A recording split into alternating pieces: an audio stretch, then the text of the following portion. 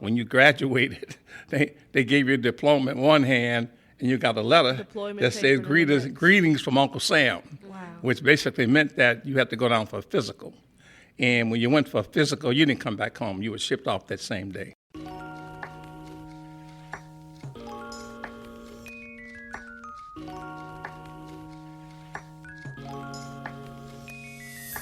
From the Office of Institutional Advancement and Alumni Relations, this is Xavier Gold Live, the podcast highlighting stories of leadership, impact, and the Xavier spirit.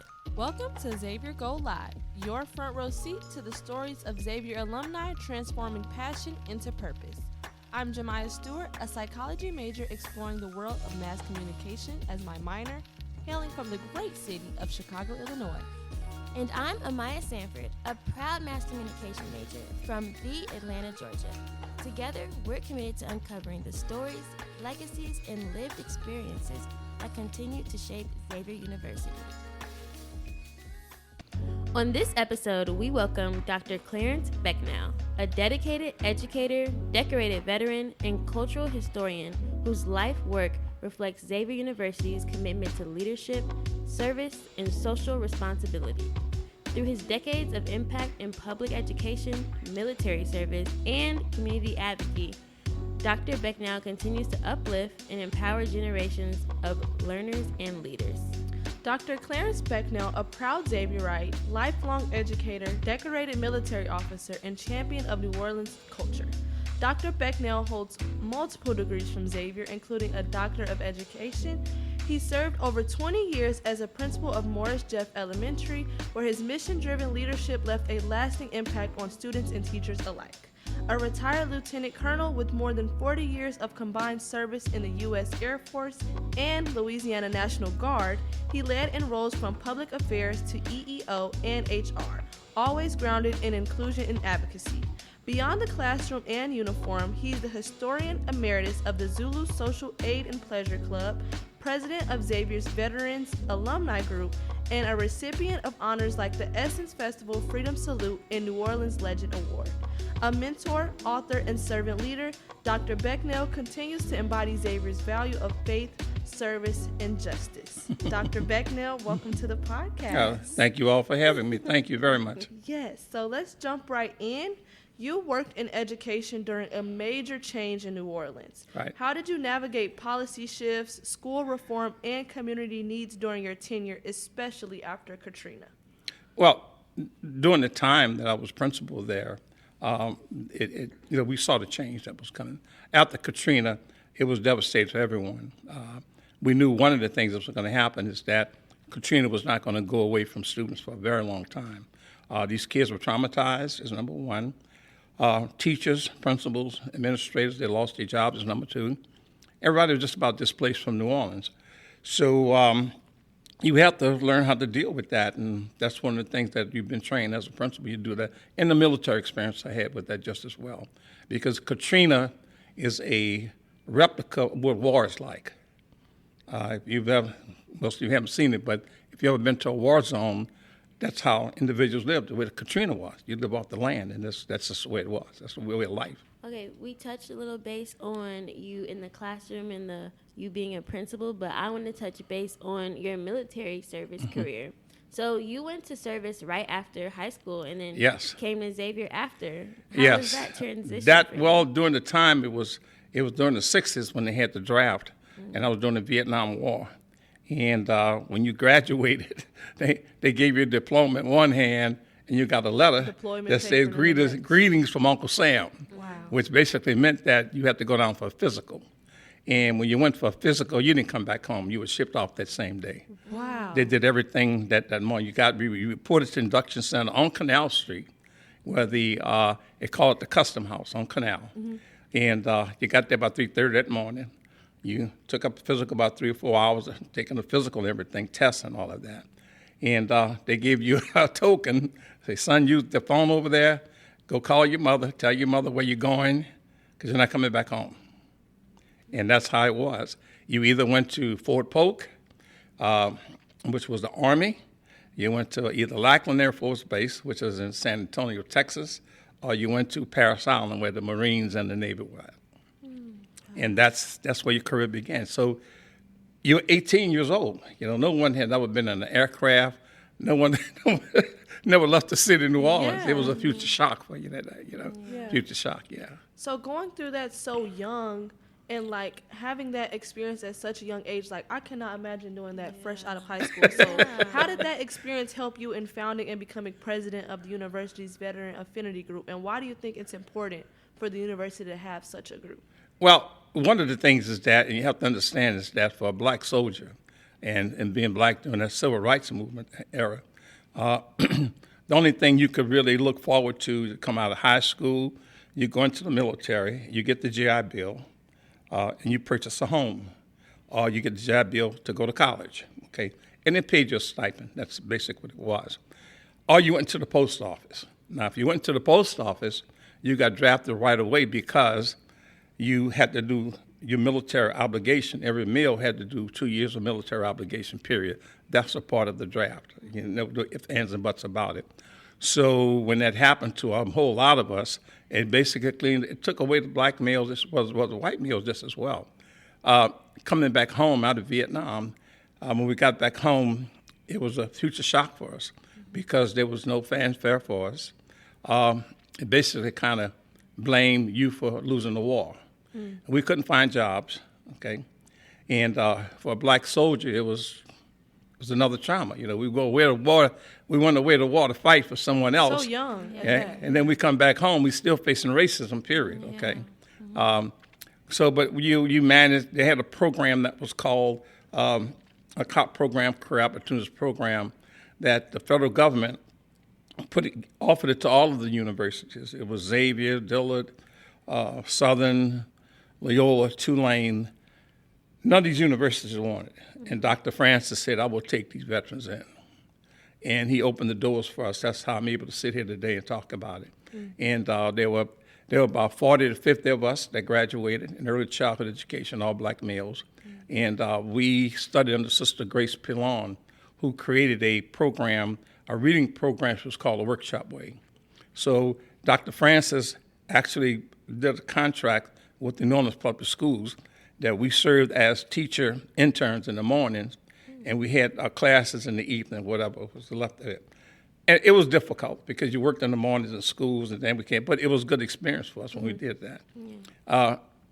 We weren't really welcome on the campus because a lot of employees here, they lost family in the war, and they basically kind of took it out on us. Yeah. Wow. Okay, so, and we went to some of the classes we went to, being put us in the back of the class. Really? Wow. You say, hey, regular students here, them vets over there. So that's what you call us, the nickname, them vets. That's what you used to call us. Came from. That's where it came from, them vets. So that's what we used to call us. And but after a while, things kind of simmered down, and we had the classes like everybody else did, And it was more anti-military than anything, because the war just ended. Like I said, a lot of people, they lost husbands, brothers, sisters, they lost relatives. And they basically kind of took it on the veterans. Even today, veterans still have a problem today. And going through this with the program back in we graduated in 75. What we went through, we wouldn't want no other veteran to go through just as well. And when I did the Gulf War, I did the Gulf War just as well. And the Gulf War veterans are a little bit different because now they're thanking the veterans now for their service. But we still have that bitter taste in our mouths, how we were treated when we got back home from Vietnam. That's a crazy thing to experience. That's at a a lot young of trauma. age. It really Back is. to Well, it trauma. was, yeah. Yeah. And then as a matter of fact, before you really went to school, got into school, they really wanted you to take a test, a psychological test, to see if you were okay. Equipped. Yeah. Because a lot of veterans that came back home, they saw some. They're not the same anymore. Yeah. No, they're not the same. I could not sit here and tell you the sights that I've seen at 18, 19 years of age. Yeah. I just couldn't talk about it, Yeah. But it stays with you. And a lot of veterans that came back home from Vietnam, they had the PTSD and they had Agent Orange. And my brother was in Vietnam, and I was stationed in Alaska. And when he got his orders to come home, I got my orders to go over there. So we met in Saigon. Wow. Oh my goodness. And then for you to go and get your education after that is really powerful. That's what it is. So how did your educational training at Xavier and Loyola prepare you to serve students from early childhood through high school? It was survival. It was survival. You know, you had to do one or two things when you got out. Just coming out the military, coming out of high school, coming out the military just like coming out of high school. You have to start over all over again. Everything is brand new. Until we came back home, life for veterans was totally different. That was in the 70s. It was totally different for us. And we were much older. You know, we were in our 20s, 23, 24 years old. And, you had to make some type of a living. Some of these guys were married. They had families. So you have to do something to support yourself. And the only way you can really get into, at least from my perspective, education would be the thing. So when the program was open, I was able to get in. And now, mind you, I got in because I graduated from Xavier Prep. And Xavier Prep was co-ed at the time. I graduated. So I didn't have to take an entrance exam at Xavier because Xavier Prep was a preparatory school, a feeder school to Xavier University. So my whole life I've been through a Catholic education. Yeah. Catholic HBC. How did those two experiences differ going from having training at Xavier, which is the HBCU, and then Loyola? Future shock. Future shock. I was in a class. I got my master's at the first master's I got was as a reading specialist, and that was in '77. That was a 2-year program, and I was the only black male. Rest were white women. That's what it was, okay? Because you didn't find that many men in elementary education. You didn't have it. They just didn't have it there. It was, I was there for a reason. You were. Everything else you got to block out. They had the piece of paper I needed to get, and I had to study to get it. Now, of course, as being a black male and in a white environment, you got to do twice as better. Absolutely. Okay, that's just the way of life what it was, and it's still that way today. So you block that out, and you got to block out the racism because it's not going to do much. You got to bite your tongue if you want to get out of there. You want to So get that piece of paper. so you just you not that you're going along with the flow, but you got a mission. Just like the military teaches us mission. We're there for a mission. That's what we want to do, get that mission, get it out of me. Yeah, you've probably been taught mission all your life because Xavier ran that mission for you too. So after looking into your profession and all the accolades that you have and the major influence you've made beyond Xavier's campus, we'd love for you to take a blast from the past and relive your experience. So the year is 1974. Earth, Wind, and Fire is on the radio, and we don't even know what Essence Festival is. What was New Orleans and Xavier like during your time on campus from your best recollection? What you all have today is the opposite of what we had. There was one building. There was one building, no air conditioning. They didn't have any. It was just dry. You had one building. As a matter of fact, the health building was a very small office where it was on the corner, right across from the administration center. All our class, the only had was the barn is what they had, but they tore that down. We just heard about the and barn. then in the Gertown area, there was nothing but houses there, okay? That was all housing. And they did they took some of the housing, they built a north swimming pool. That was about the only thing they had. But other than that, there was no such thing as a Xavier South. All that was housing, private housing and everything. All that was private housing. So, we took every classes that we could possibly get just to get up. We did Xavier in 3 years. And we took classes at Loyola, which had the consortium. We took classes there that Xavier didn't offer. We took courses at Southern on the lakefront. Anything that was off, we took those classes just to try to get out early. But the atmosphere at Xavier, we were veterans. We were older than these students were very young. And we were there for a reason. And we didn't have the luxury of having, going to the dances, and they just didn't care about veterans then. If I could say it nicely, we were excluded from basically everything. Wow. We were excluded. And so by me coming back to Xavier now, working on my doctorate, one of the things I wrote my dissertation on was the the impact that veterans have and how the universities treat these veterans. And it has to change. It has to change. And you talked about you came back to Xavier to get your doctorate. You spent a lot of time on Xavier's campus. So what does it mean to you to have come back decades later and come and get your doctorate? Well, I looked at other universities, okay, and I needed something that I was retired. In fact, when I did, I was retired. I thought I was, and I was going to get my doctorate, work on it in 2024. But I lost my son, and he was coming home from work on I-10, and some guy shot in the car. And shot two of them. He was bringing his friend home, killed them both instantly, shot him in the head, and on I-10, and they didn't know who they were. It was a mistaken identity. Okay, because he drove tractor trailer for the Port of Orleans, and he was bringing the guy home, and he just shot in the car and just killed him instantly. And so I had to deal with that. And I said, well, it's time to go ahead on this. And one of the things that you learn in the military is, I did 40 years in the military, okay? Consider myself a professional soldier. And they teach you that if your body die on the battlefield, you just keep going because life got to continue. Wow. So you just take it, you have to swallow it, and you keep going, and you surrender that to God. You let God deal with that. And that's how I was able to get through. I had my moments, and this is the time when he was killed. Yeah, so I had my moments with it, but you deal with it and you just have to surrender to God. That's about all.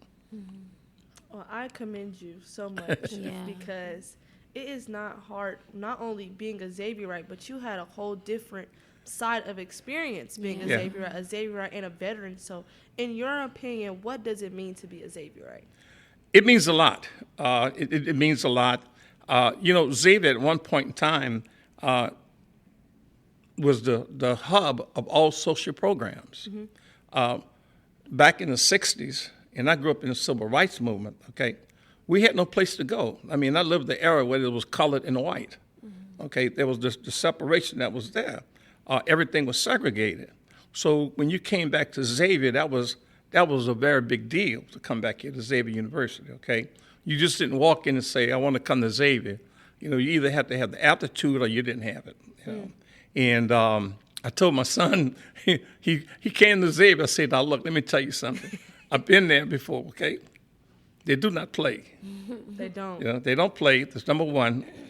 Every young lady you see is a 10. They got nothing. Everybody's a 10, okay? They come from good families, but you're going to party with their party animals, okay? But they're going to get their work done first. Absolutely. They're going to get their work. And he found out, he thought he was God's gift, until he got that letter.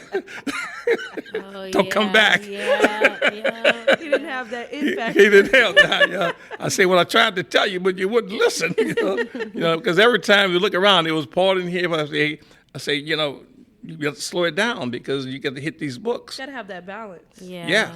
And I say, once you get out of Xavier, you met a lot of friends. But once you're not in a circle, you have nothing in common. And he found that out quick. And Xavier is a very hard university. It's very hard to stay in. You have to study. You have to want it. They're not giving out no degrees. They don't give you anything, no. And then Xavier, it's a hard school, but you're also in New Orleans. So it's a party. It's a party city, but you learn to live with that. But it goes back again, but you have to be disciplined to come to Xavier. Absolutely. You have to have the discipline. If you don't have the discipline, don't come back. That's just as simple as that. I'm quite sure all the other universities are just as harder. And I don't consider any university easy. I really don't. Absolutely. But when you come to Xavier, you're looking at you're at the top of the line. You're private, black, HBCU, well respected. And, you just have to put in the work. And if you don't put in the work, you're going to be out. That's just as simple as that, When we get our doctorates, it was 18 of us that started out. Only 4 of us finished. What? Oh, wow. Only 4 of us finished. Yeah. That sounds about right, though, because our freshman class, when we came in, it was about 800 of us, 700. Literally, when we came back for Yeah. our sophomore year, cut in half. Yes. It's only about Yeah. 400 of us, Yeah. roughly. Yeah. So I I've thought they seen were that. joking. Like, I didn't No, think that was they actually were real. No. It's a first-hand account. Yeah, it's even back when I got my BA degree here, we really had to study because, I mean, we were more matured than the average student. Mm-hmm. These kids were like 19. I mean, we had been to war. You know, we We're saw the handling world. grown man business. You know, Yeah. I mean, we had to take care of business. That's what we Yeah. came. We didn't come back here to party.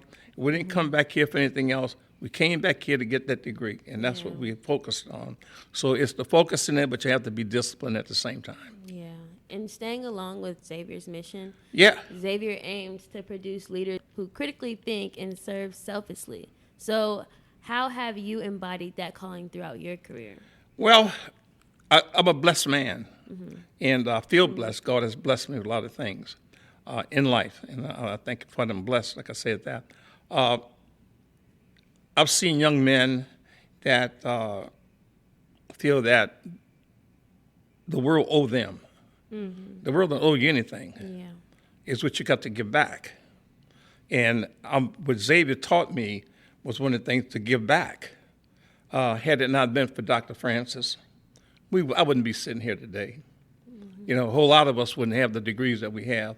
We wouldn't be sitting here today if it hadn't been for this one man. So he gave back by allowing the veterans to come in because he was a veteran himself. And he knew what it's like to wear that uniform and then to come out the military. You know how hard it is. It's very difficult for a veteran coming back home. You know, they say, well, you know, you got the GI Bill. That only takes you so far. Okay?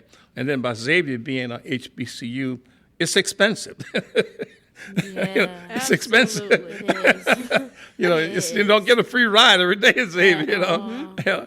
So, but I look at it as though, and the instructors that I had here, everybody basically preached the same thing to get back to your community, and that's one of the things the military did the same thing with us. So, in the military, they always tell us, you know, once you did 10 years, you know, hey, you're a veteran, you're a professional soldier, you're in your service for life. And that's what it is. We give back. Veterans give back to the community. Absolutely. That's the main thing. We don't look for anything. We're not looking for anything. We don't want anything. Our pride is to just give to the community what we can do. I'm so glad you touched on community and also how Xavier prepared you. Yeah, in it did. It specific. really did. Yeah. It really did. My next question would be, as someone who has seen firsthand the power of community engagement, not only in their own community but at Xavier, how can our alumni be encouraged to reconnect and support current students? Well, the current student needs to be more involved with the alumni. I can agree to that. That's number one. Number two, when I got into the alumni, one of the things reason why I joined, because it was say, well, what can I do now? And I've done everything I need to do. I need to have something to do. But I found out that all these alumni organizations throughout the United States, Atlanta and California, you know, and when I came it was my first homecoming. Other years, I had never been to a homecoming at Xavier. Wow. Because we were never invited. Really? Not invited to homecoming? No, we didn't. We were not. Really? We knew what it was. I mean, That's ridiculous. we were really, actually, at one point in time, they didn't consider us as regular students. What? Yeah, you know, that's you are just, stronger than me. Yeah, that's how it was. And you know, I mean, we really didn't have the time That's to very true. to Yeah. attend all To these party, yeah. activities. We came here for a reason, and you know, we had families to raise and all that. So that degree meant you getting a full-time teaching position rather than going to a homecoming or something like that. We were home studying, okay? And they didn't have the sports that you guys have today. We only had the bowling, but they only had basketball. That's all they had. We had the flag football team, is what we had there, and that's they gave us the nickname "them vets." That's what they called us. But you know, for us, you know, we were disciplined, and we were here on a mission to get that degree. That was the main focus we had to get to. You know, in Xavier, like I say, to give back to your community, somebody gave it to us. You know, if Dr. Francis had to say, hey, look, you guys come on with me, come on to Xavier, we're going to open the doors up for you and allow you to come in to get if you can make it, you can get the degree. And that's what they did. So giving back, that's how we just giving back. when we started this veterans group here, we got veterans now. And believe it or not, a lot of these veterans that came back from the Gulf War, a lot of them have PTSD. Now you have not just male veterans, you got females just as well. Okay, they are having some very serious problems. Okay, because they get what they call flashbacks. You can see, especially as females. Okay, It's different. It's totally in my first era in Vietnam and all that era, they didn't have females on the battlefield. Now the Gulf War, you had them out there. Okay, they were doing duties just as well as males. Okay, and, I mean, they went through the training, and this is what they wanted to do. Well, that stays with you. Okay, you never leave. That never leaves you. And some of them, they're medicated to stay in school. Some have to stay. They're on heavy medication to stay in school, so they could be sitting in a class, and they could hear. Even if you hear a book fall, you see them jump an edge, but they think that's a fire. Think that's gunfire, okay? But that's just the way of life for it. But to give back and with the community, that's the biggest thing for veterans to do. So I'm looking at the veterans now as Xavier, and we know they're struggling. We know that we've identified some that have been struggling, okay? I've spoken to some of them that were in pharmacy, and they didn't get back because they didn't make the grade, but they needed the help. So universities today, as I wrote my dissertation on, they have to begin to work with these veterans, change what needs to be changed, put the needs there what need to be needed, and have specific areas that these guys can go Support. to. That's all they need, to support. It's as simple as that. And it's so big to go through all that and still continue to give back. Like, it's so Well, important. that's how it is. Soldiers fight wars for nothing. The politicians go out here and get into an argument, but we the ones got to go over there and fight it. Silly. Okay, but now it's time for my favorite part of the podcast. She was waiting on this, huh? Don't be scared. Now it's time to rush our gold guests into answering some rapid fire questions. This segment of the podcast is called the Live 5. We will ask you 5 questions we think our gold community would love to know. Are you ready? Let's go at it. Okay, first question. Gumbo or jambalaya? Gumbo. One book that changed your life. Martin Luther King.